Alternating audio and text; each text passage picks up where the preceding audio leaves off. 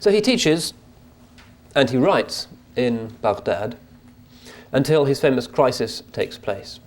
If people know anything about Imam Al-Ghazali's life, it is that he was struck dumb by some kind of nervous breakdown in the middle of a lecture. Struck down by his own sincerity, wondering, agonizing over whether he was teaching and preaching and carrying out this great agenda for the revival of the religion sincerely for Allah subhanahu wa ta'ala, or because of vainglory, pride, eye service, and his delight in being this uniquely privileged, prestigious academic. So he ties up all his loose ends in Baghdad, provides for his wife and children, and announces that he's going on the Hajj. And he does go on the Hajj, but he goes many other places as well, and we don't know exactly where, but certainly for the best part of 10 years he's wandering. He's not really hiding, because he goes to places like Jerusalem and Damascus and he teaches there. He's not hiding from anyone, and sometimes it's been claimed that he was afraid of assassination by the Ismailis. I don't think there's any concrete evidence for that.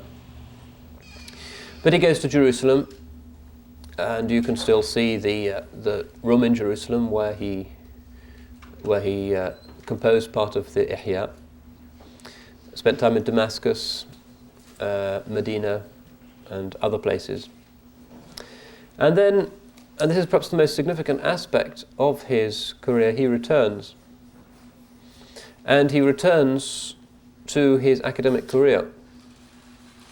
So the widespread assumption that Imam Al-Ghazali had renounced these exoteric philosophical forms of knowledge in favour of true experiential knowledge is only a half-truth, because he does go back to teaching kalam. He never abandons the method of kalam, but he has more humble expectations of it.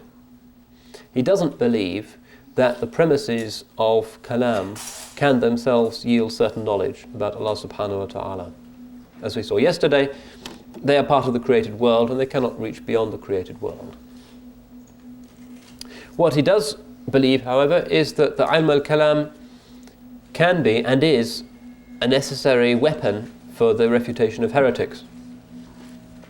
The Mu'tazilite argument for the creation in time of the Quran can only be refuted using the same kind of dialectical argument that the Mu'tazilites themselves are using. Nothing else is going to work. So he regards it, as he says, as a kind of medicine. When the illness is present, the medicine needs to be there. If there is no illness, then ilm al-kalam really is not necessary. You can have a basic doxology, an expression of what Muslims should believe, which he wrote himself in Jerusalem. This is his Risala al-Qudsiyya, or Jerusalem Epistle. But in terms of the elaborate arguments and proofs for the existence of God, the nature of evil, creation of the world in time, God's knowledge of particulars, and all of the other big mabahith that he was interested in, that's not really, those arguments aren't really essential unless people need the argument. If they haven't been persuaded, then the persuasion becomes necessary. So he teaches again for a while in the Nizamiya in Nishapur, and then towards the end of his life, perhaps because of failing health, he retires to a small khaniqah, a Sufi lodge, in order to teach a small number of students, and he dies in the year 505 of the Hijrah.